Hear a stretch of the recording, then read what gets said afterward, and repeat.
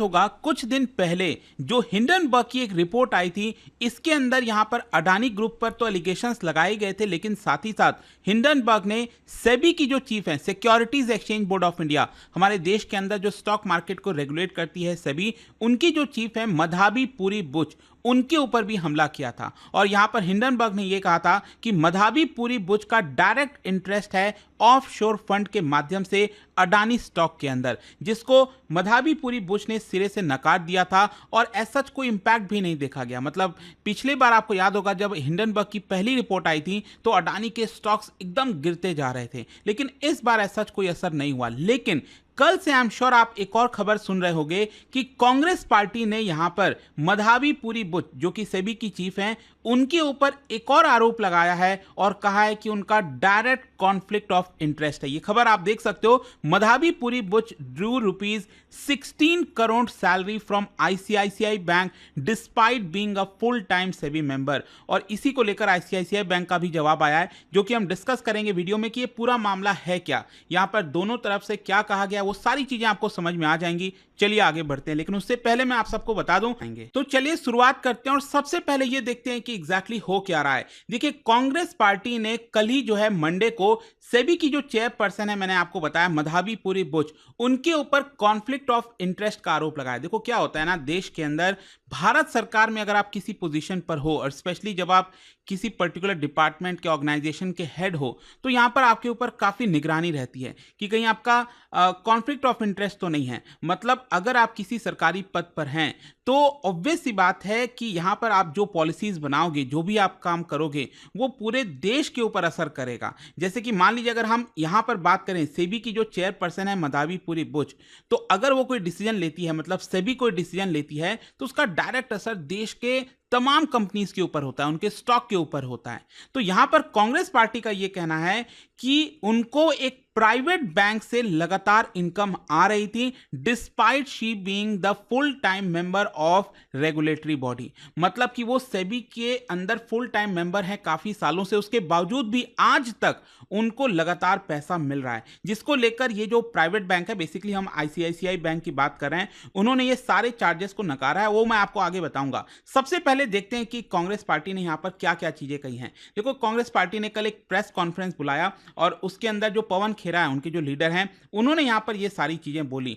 और उनका आरोप यह था कि जो सेबी की चेयरपर्सन है 2017 से सेबी के अंदर फुल टाइम मेंबर हैं, तो उनको यहां पर आईसीआईसीआई बैंक से कोई भी पैसा सैलरी नहीं मिलनी चाहिए थी, लेकिन उसके बावजूद भी यहां पर आईसीआईसीआई बैंक में उनका ऑफिस ऑफ प्रॉफिट आता है और यहां पर लगातार वो पैसा रिसीव कर रही थी। और अभी तक, मतलब जब वो ये बोल रहे हैं तब तक भी उनको यहां पर पैसा रिसीव हो रहा है। और इसी को लेकर यहां पर बोला गया, when you work at one company you take a salary from there only. अगर आप एक कंपनी काम कर रहे हो तो आपको वहीं से सैलरी मिलनी चाहिए। लेकिन सेबी की चेयरपर्सन को 2017 से 24 के बीच में यहां पर लगातार इनकम आ रही थी आईसीआईसीआई बैंक से, या फिर उनका जो एक और ब्रांच है प्रूडेंशियल और ईसॉप के माध्यम से। मैं आपको इसके बारे में आगे बताऊंगा कि एग्जैक्टली है क्या ईसॉप वगैरह क्या होता है। लेकिन आप देख सकते हैं यहां पर कांग्रेस पार्टी का कहना है कि अगर आप इतने हायर पोजीशन पर हो किसी रेगुलेटरी बॉडी में, तो यहां पर आप कैसे कहीं और से पैसा ले सकते हैं।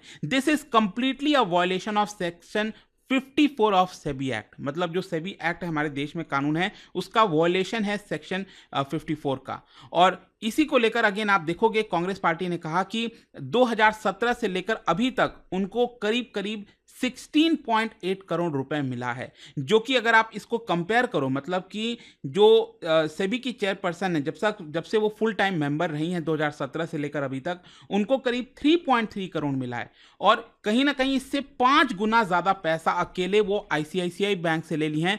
और उनको वो पैसा नहीं मिलना चाहिए था। ये कांग्रेस पार्टी का कहना था। इनफैक्ट अगेन आप देखोगे यहां पर जो जयराम रमेश जी हैं, उन्होंने भी कई सारे सवाल खड़ा किया और यहां पर ट्वीट किया, serious questions have been raised for the conflict of interest. और यहां पर जो सेबी की चेयरपर्सन है वो कहीं ना कहीं रेगुलेटरी बॉडी की हेड हैं। और यहां पर उन्होंने अडानी ग्रुप को लेकर भी सवाल उठाया कि अडानी ग्रुप के ऊपर भी कई सारे सवाल उठे थे सुप्रीम कोर्ट के अंदर, और वो सवालों को कहीं ना कहीं दबा दिया गया, उसका जवाब नहीं मिला। लेकिन now comes this fresh revelation of shocking illegality. In fact यहां पर जयराम रमेश जी ने पीएम मोदी पर भी हमला किया और कहा कि पीएम मोदी क्यों चुप हैं इस चीज को लेकर, क्यों नहीं वो जवाब दे रहे हैं, और उन्होंने कई सारे क्वेश्चंस यहां पर पूछे। अब देखिए यहां पर मैं आपको पहले बता दूं कि मदाबीपुरी बुश का जो पूरा टेन्योर अगर आप देखोगे तो ये आप देख सकते हैं कि 2017 5 अप्रैल 2017 से लेकर 4 अक्टूबर 2021 इसके बीच में वो होल टाइम मेंबर थी सेबी की, securities exchange board of India की, और मार्च 2022 में उनको चीफ बनाया गया, चेयरपर्सन बनाया गया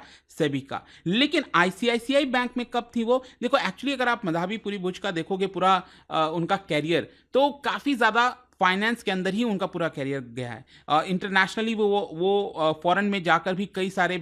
जो हैं पदों पर उन्होंने काम किया है। और एक्चुअली जब उन्होंने शुरुआत किया था अपना करियर वो आईसीआईसीआई बैंक से ही किया था 1989 में, और जब वो भारत वापस लौटी थी तो 2009 से लेकर 2011 के बीच में वो सीईओ थी आईसीआईसीआई सिक्योरिटीज की। ध्यान रखिएगा, आईसीआईसीआई बैंक नहीं, आईसीआईसीआई सिक्योरिटीज की वो सीईओ भी थी। और इसी की वजह से अब देखिए यहां पर जब आरोप लगा कांग्रेस पार्टी की तरफ से लगाया गया डायरेक्टली आईसीआईसीआई बैंक के ऊपर, तो ऑब्वियस सी बात है यहां पर जो आईसीआईसीआई बैंक है काफी देश का one of the biggest bank आप कह सकते हो प्राइवेट सेक्टर में, तो यहां पर उनकी तरफ से क्लैरिफिकेशन दिया गया। और देखिए यहां पर आईसीआईसीआई बैंक ने पूरा जो एक लेटर हेड के अंदर जितनी भी चीजें कहनी थी वो कहा है। अब क्या बोला गया आईसीआईसीआई बैंक की तरफ से, देखिए सबसे पहले तो आईसीआईसीआई बैंक ने क्लैरिफाई किया है कि मदाबीपुरी बुश को कोई भी सैलरी, ना तो कोई ईसॉप, ईसॉप मतलब एम्प्लॉय स्टॉक ओनरशिप प्लान, ये उनके रिटायरमेंट के बाद नहीं दिया गया है अदर देन हर रिटायरल बेनिफिट्स। मतलब कि अगर आप आईसीआईसीआई बैंक में इतने बड़े पद पर हो आईसीआईसीआई सिक्योरिटीज में, और जब आप रिटायर होते हो तो आपको रिटायरल बेनिफिट्स मिलते रहते हैं रिटायर होने के बाद कुछ कुछ, उसके अलावा हमने उनको रिटायरमेंट के बाद कुछ भी नहीं दिया है। लेकिन हाँ, ईसॉप को लेकर सवाल उठ रहा था। देखो मैं आपको बता दूं, employees stock ownership plan basically क्या होता है ना कि अगर आप किसी कंपनी में हो, बड़े कंपनी हो, और आप एक एम्प्लॉय हो, देखो एक जो प्रमोटर होता है, जो उसका ओनर होता है, उसके पास तो सारे शेयर होते ही हैं, लेकिन वो क्या करता है कुछ कुछ जो शेयर का हिस्सा है वो एम्प्लॉयज के लिए छोड़ देता है, ताकि जब कंपनी जो है वो ग्रो कर रही है, बहुत सारा पैसा कमा रही है, मान लो स्टॉक मार्केट पर लिस्ट हो गई, तो एम्प्लॉयज को उससे काफी फायदा होता है, क्योंकि वो एक तरह से ओनर बन जाते हैं, उनका भी ओनरशिप होता है कंपनी के अंदर। तो ये एक तरह का रिटायरमेंट बेनिफिट भी आप कह सकते हैं कि यहाँ पर जो एम्प्लॉय है जब वो रिटायर होता है तो वो अपने जो शेयर्स हैं वो या तो अपने कंपनी को दे देगा, उससे उनको कुछ काफी सारा फंड मिल जाएगा, या फिर उस शेयर को अगर वो कंपनी लिस्टेड है तो स्टॉक मार्केट में बेच देगा, तो इससे काफी उनको फंड मिलता है। तो यहां पर आईसीआईसीआई बैंक का यह कहना था कि देखिए जब वो आईसीआईसीआई सिक्योरिटीज में थी, जब काम कर रही थी, तब उनको यहां पर ईसॉप दिया गया था। और ईसॉप का रूल ये कहता है, जो रूल उस समय था वो ये कहता है कि जब उनका स्टॉक जो है वो वेस्ट होगा, देखो क्या होता है ना, अगर मान लो आप किसी कंपनी में जा रहे हो और आपकी कंपनी कहती है कि हम आपको 100 शेयर्स देंगे इस कंपनी के, ऐसा नहीं है कि उसी दिन उसको 100 शेयर मिल जाता है, कुछ नियम कानून होते हैं। कहीं पर ये होता है कि 4 साल में 25% यहाँ पर मिलता है, कहीं पर लिखा होता है 5 साल में होगा, कहीं पर 10 साल में। तो यहाँ पर ये बोला गया है कि जब से ये वेस्ट हुआ है उनका शेयर, वो 10 साल के अंदर कभी भी वो अपना ईसॉप जो है उसको एक्सरसाइज कर सकती हैं, मतलब कि वो स्टॉक को ले सकती हैं। तो यहाँ पर एक्चुअली ये बोला जा रहा है आईसीआईसीआई बैंक के द्वारा कि ये कहना कि हमने जब वो रिटायर हो गई थी आईसीआईसीआई बैंक के बाद, उसके बावजूद भी उनको सैलरी गई है, बाकी चीज़ें बेनिफिट्स गई हैं, ऐसा कहना गलत होगा, क्योंकि उनको वही चीज़ मिला है जो उनको पहले प्रॉमिस किया गया था। अब वो चाहे वो सेबी की चीफ हो या फिर जो भी हो, उनको वो बेनिफिट्स तो मिलते ही रहेंगे, ये आईसीआईसीआई बैंक का कहना था। खैर मैं आपको ये भी बता दूं, जब यहाँ पर आरोप लगा, कल अगर आप देखोगे स्टॉक मार्केट पर आईसीआईसीआई बैंक का जब शेयर खुला था तो ऊपर ही खुला था थोड़ा, लेकिन जैसे ही आरोप लगाया आप देख सकते हैं यहाँ पर गिरावट हुई थी, लेकिन ऐसा कोई अगेन इम्पैक्ट नहीं आया। क्लोजिंग के समय यहाँ पर फ्लैट रहा था। आईसीआईसीआई के जो स्टॉक अगर आप देखिए तो 0.15 का ही डिफरेंस था, 15 पैसे का, तो सच कोई है नहीं। और कंक्लूजन भी यही निकलता है, देखिए कांग्रेस का जो आरोप आया है वो बेसिकली हिंडनबर्ग का जो आरोप आया था उसके बाद यहाँ पर आया है, लेकिन अब देखना होगा